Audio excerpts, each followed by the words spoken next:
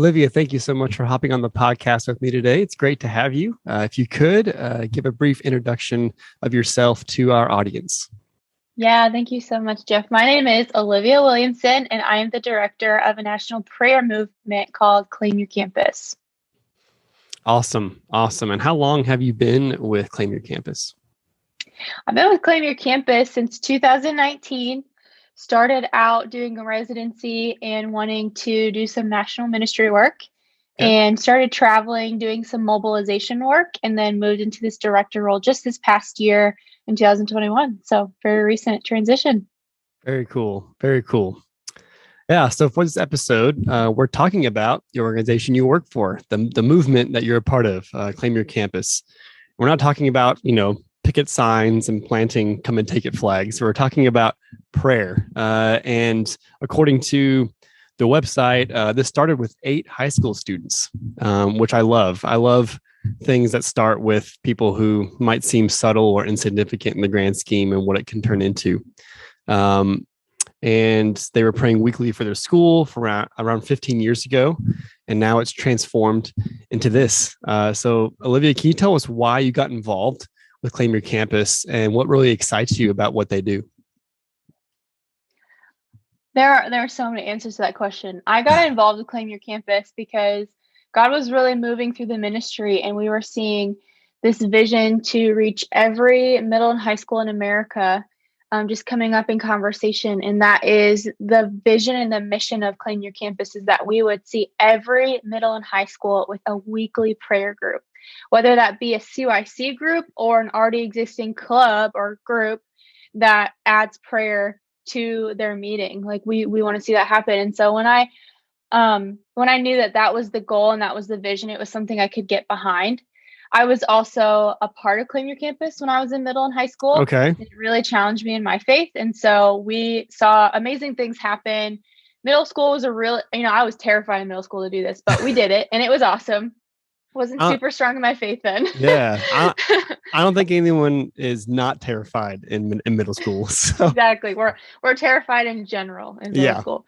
Yeah. But learned a lot about leadership and about prayer in that time. And then high school, saw some amazing things happen just in the hallways. We met outside of our cafeteria. We sat in a circle and people often joined us, and we grew. We started small, but we grew and just saw God change the atmosphere and the culture of our high school. And so I believe in it because I've seen it in my own life, but I've also seen how it's changed other schools and other students as well.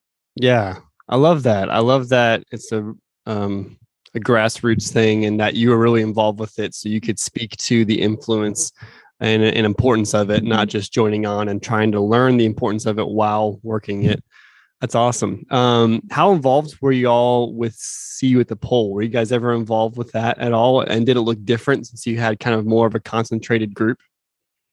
So See You at the Pole is a big partner of ours. We love See You at the Pole.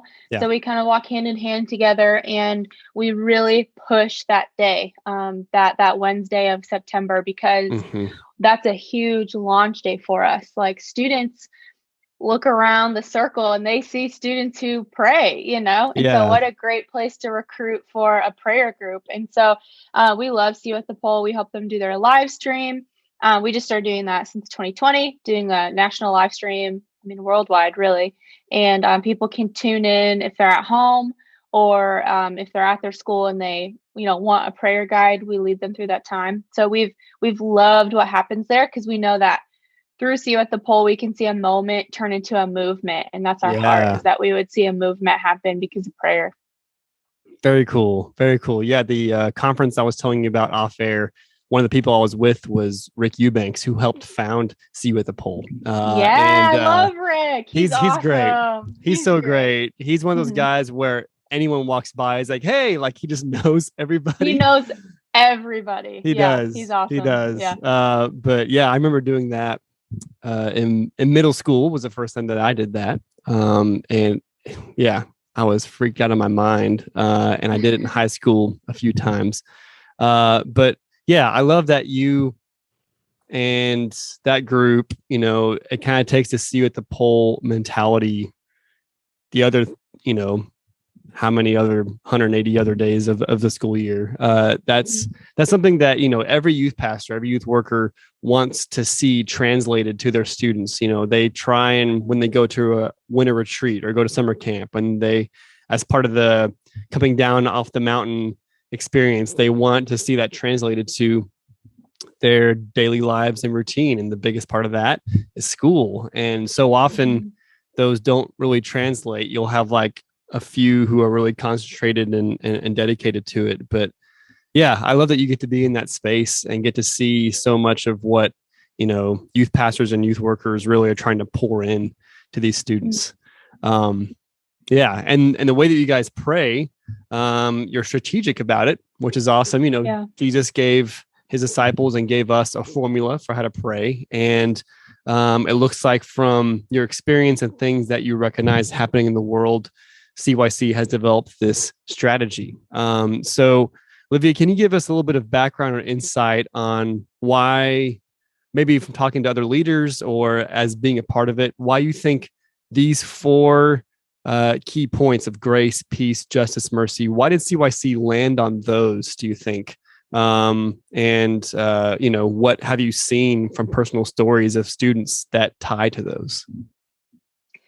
So these strategies came about from conversations where our ministry looked at what schools across the nation were praying for. And I wasn't a part of those decisions because, like I said, I was participating in high school back then. And so I was a student. But I know that these strategies really matter because of the focuses within them. So grace is praying for believers. And it's praying that believers in our school would share their faith, praying that they would have unity, praying that they would be joining these groups and be the light on their campus. And so we think that's really important because we know even if it's hard to find them, we know that students can find other believers in their school. And there might just be one other believer, but we really believe that there is a believer in every campus that can make an impact. And so we want to pray for that. Peace is praying for relationships between people. We know that's a huge issue. We pray for, really big things like bullying and racism and gossip and anything that will go on between people in our schools. We really think that matters. And we know a lot of students would say bullying is a huge issue at their school, whether it be online or in person. And so we know that peace is a huge thing to pray for. This past year, just everything going on with racial justice and really bringing that to light and talking about it, like we need to pray about it too. Absolutely. And so we want that peace in our schools. And so we think that's really important. And then justice is praying for the environment. So what's happening in our school? We want a healthy environment in our school. We want protection over our school. We were so heartbroken. Before COVID hit, all we were hearing was school shootings. That's all that was talked about in the news, in articles. When you look back to that time, we just kept hearing that over and over and over. And we said, we want that no more. Like we want protection and justice for our schools and for our kids. Like we want them to have a good environment. And so that's what we pray for justice. And then mercy is praying for freedom. So we know a lot of students are struggling with addictions, with abuse, with depression. So we pray for freedom for students. And with all of that, our heart is that students would also be praying for the lost, knowing that they would, understand Jesus needs to be in the picture for these things to change and for that to happen. Yeah. And so we bring all those strategies together on our app, and we walk through devotionals, and we consistently point people to Jesus through devotionals, through scripture, inviting them to pray for these things and asking Jesus to step in and to change their schools. Yeah, I love it. Those 4 issues are such big, relevant umbrellas where so many things fit under that. And, especially with how bullying and social interaction in general has changed and gotten more complex with online stuff and social media stuff. It's really important to have specific points. As you mentioned, there's 5 specific points under each of those headings. And then even probably among those points, there's a lot of different things that you can do. And so there's no shortage of specific things that these groups can pray for, and to know that in general, all these groups are really praying toward the same direction of having Christ enter those spaces, the lives of people who are walking by them at school, hopefully their friends that they've established a relationship with. I love the approach.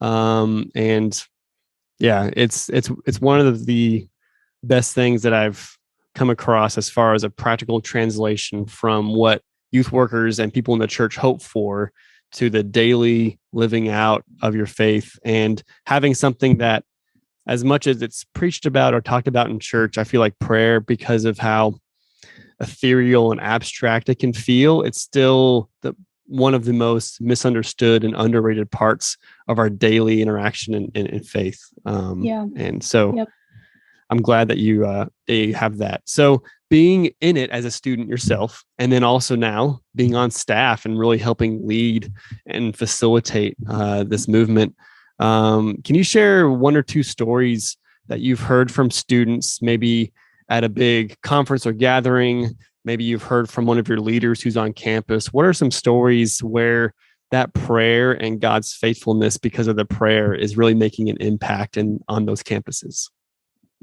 For me personally, I'll just share a cool story I always love to talk about. When I was in high school, our group wanted to grow. We really wanted people just to feel like they could join in, they could come pray with us, but we also just wanted to see believers activated in their faith and sharing their faith and being bold.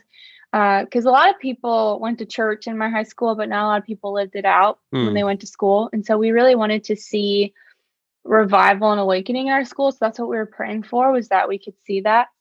And I just remember we'd always leave a spot open in our circle so that anyone could come in and join us late if we were praying.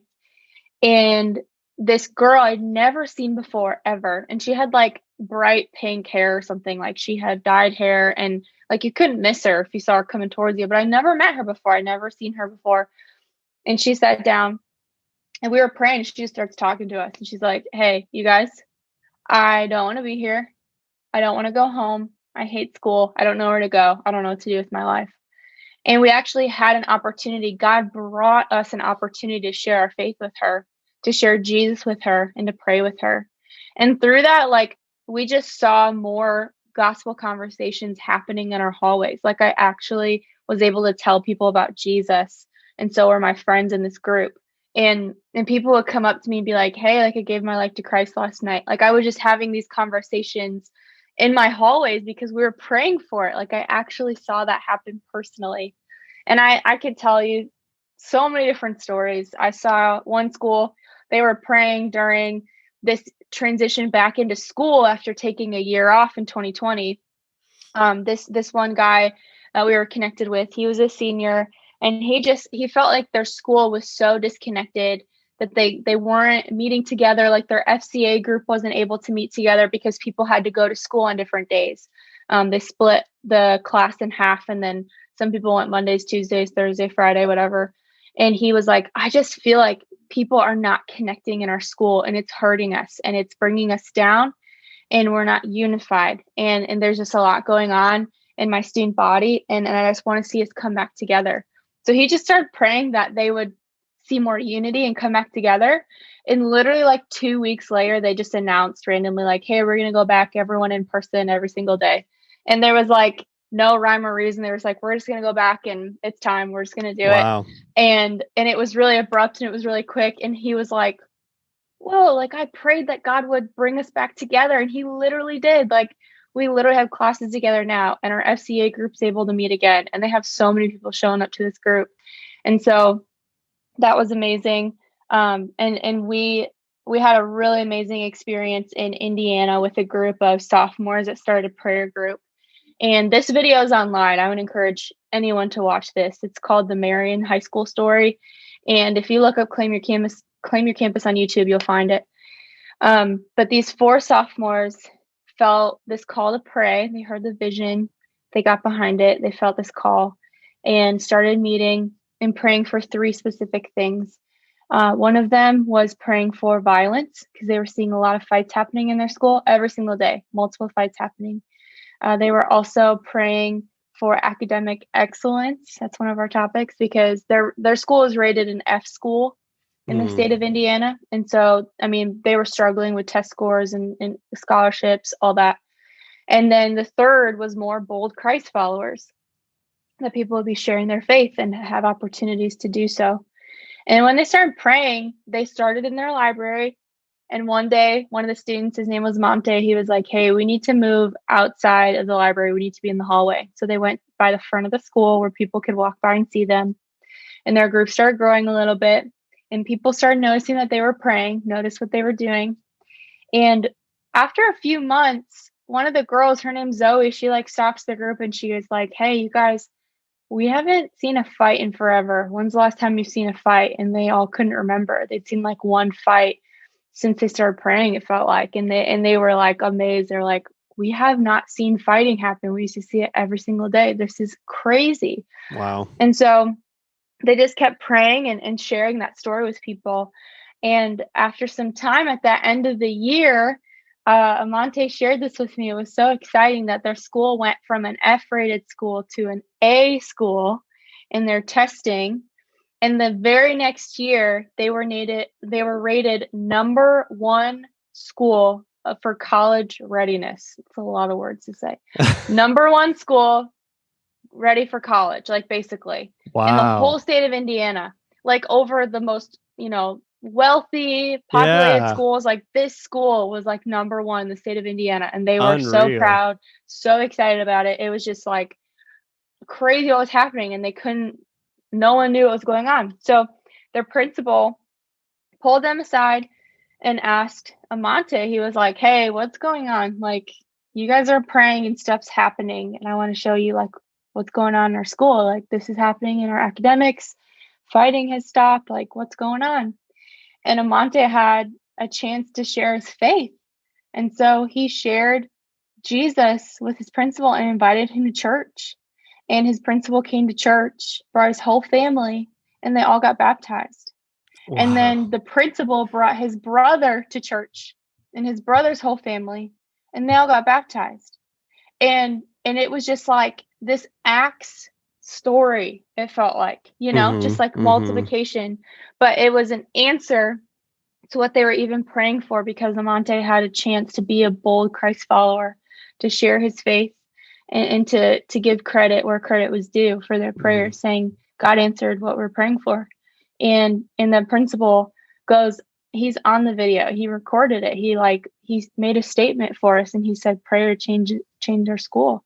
And so that video is very powerful, very impactful, because it's real what happens when we pray. And when students catch that, like we see revival, we see amazing things happen on the school campus. Yeah. Wow. Those stories are incredible. It fires me up. That's awesome. I love that. Wow. Awesome. Well, we definitely want to ask, how people who have, students who want to get involved with CYC, how they can do it.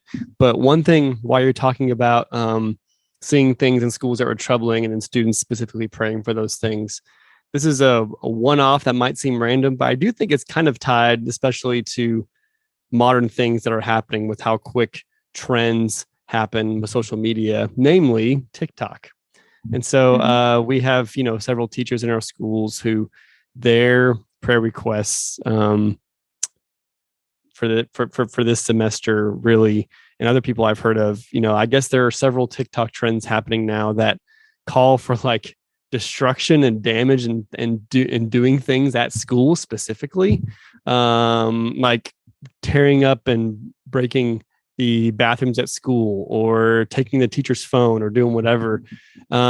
Recently with those things going on, has had the students from CYC noticed those things, been praying for those things, and how they interacted with maybe some of these trends that are popular but also destructive at their school? I definitely feel like we have a whole new wave of issues to pray for, because that is just something you never would have expected, right, to be happening in a school. Like people literally stealing sinks and hand dryers. Yeah. And it's like, how in the world do you do that? And they just put it in their backpack and they walk out of school. And so bizarre. And I know I think that's just one of the issues. I think there's so many things going on in our schools that feels so small to our students, honestly. Like, I'm talking about, like, there's a school I'm connected to here where I live, and one of the girls I know who went there, guys would just walk into their bathroom and not get in trouble, and they would just like mess with girls, like, bully them, like do stuff like weird. Like, I'm talking about, there are so many issues in our schools that it's like, I think students see stuff like that, and it's just one of the many, honestly. It's just it's one more thing that's messed up about our schools. And so I think, yes, students are praying for that. Students are just praying for hope in their schools, and they're praying that God would meet people there. And I think they're really praying for boldness and courage to speak up and to be a light, because it's a hard place to be a light. There's a lot of crap going on. And that is like a silly trend that's going on. But it's like, you just never would have thought that would have been another issue to consider and to think about. But it is destructive, and it is not honoring people, and it's stealing things, and it's just crazy. But that's why prayer really matters. We have to invite God in, and students see that. Students are just inviting God into the mess and asking him to deal with it, because there's so much going on. Yeah. Wow. Yeah, there certainly is. And yeah, I'm right with you. I continue to be surprised, which surprises me because there's so many things that change so quickly, and you think, oh, it can't get any more bizarre, more odd. But just like the increasingly exponentially growing slide and uptick of what social media does in our society, how we're responding to it and all that, there's being constant and having stability in your school is something that, along with just being in person, we took for granted, I think. And now we're reaping the benefits of everything that's happened. Not really benefits, but we're experiencing that, and our students are on the front line of a lot of that stuff. I mean, if you have that kind of stuff in workplaces, there's things you can do. If you don't have school administrators taking guys aside who just stroll into the girls' bathroom and do whatever, that's a level of terror that I didn't even experience in middle school. So that, wow. But I'm really glad that people like you and groups like CYC have students who are committed, who are dedicated, who are gospel-centered, who are Christ-centered, who are purposefully and intentionally seeing what's going on, inviting community, inviting prayer, inviting the Spirit to move. And very much needed. Very much needed. Well, this has been great. Thank you, Olivia, for coming on. So in wrapping up, tell us, for people who are watching or listening, how can their students find or found a CYC group on their campus? What's their first step in engaging with CYC? Students can start a prayer group in 3 easy steps, or if they already have a group happening, like I said, just add prayer to the picture. So 1, download the Campus Prayer app. It's called Campus Prayer. It's a little yellow icon with the school on it. It gives prayer devotionals, stories from students all over the country. It helps you create a group to communicate times and places that you meet, so that anyone who can download the app, they can see where you meet at your school. So get that app. That's step number 1, Campus Prayer. It's free. Step number 2, get 2 friends. It can start with 2 people. You can definitely invite more, but we recommend praying and asking God to lead you to 2 people that can pray with you. And 3 is really simple. Start praying for change. That's really as simple as it is. Download the app, get 2 friends, pray for change. And we recommend that students get together weekly, and they don't necessarily, just to say this, they don't necessarily have to start a club through their school to do this. Prayer is freedom of speech, and so and religion, all of that stuff. And so students have the right to gather together and to pray. And so we see this more as a movement, as a move of God, students organically getting together and just meeting once a week and praying, not necessarily having to go through the school administration because you might get a lot of trouble that way. And schools don't want it to happen normally, and we totally get that, but we know that students can just get together and just say like, hey, let's just pray for our school today. And so that's as simple as it is. Those 3 easy steps: find a place, find a time before school, after school, or during lunch, even whenever you're able to meet, and just pray together. Take 15 minutes a week and pray for change. Yeah. Awesome. I love it. I love it. And how can people connect with you if they want to follow you and what you're doing online? Yeah, please go to claimyourcampus.com. There's a lot of information there, a lot of great resources. It talks about our prayer strategies, talks about ways that you can partner with us financially, prayerfully. If you want to see events that are coming up with us, there's so many ways to get connected. So check out claimyourcampus.com. Awesome. Awesome. So in the show notes and the YouTube video description, I'll put the link to your website. I'll also put the link to download the app, and I'm going to go find the YouTube link of that video with the sophomores that you were talking about. So I'll make sure that's all below so they can follow what's going on and hopefully have students join Claim Your Campus, or maybe even start a group on their campus. Olivia, thank you so much. My prayer for you and Claim Your Campus is that you guys continue being bold. Thank you for leading out in that and inspiring students with your own story and experience and giving them stories of God's faithfulness. And thank you for helping students lead on the front lines with their faith. Yeah, thank you so much, Jeff. It was an honor to be here. And I'm praying for anyone that hears this, that they would have a burden and a heart to pray for schools, because we need it. So thanks for letting me share. Awesome. Yeah, thank you. Well, that does it for today's episode. Thanks so much for watching. All the contact information and everything else our guest shared about getting to know them and their ministry more is in the YouTube video description below. If you haven't already, please give our video a like. And at the end of this video, there'll be a spot right here to watch our last video, and a spot right here to subscribe to our YouTube channel if you haven't already. Also below, there's a link to our website, youthministrymaverick.com. You can listen to all of our episodes, get some merch to help support the podcast. You can see a list of organizations that are there to help you in your ministry, see some articles that I've written, and some other things. Hope to see you back here on Friday for the next fantastic Friday 5. And until then, thanks for watching. Adios.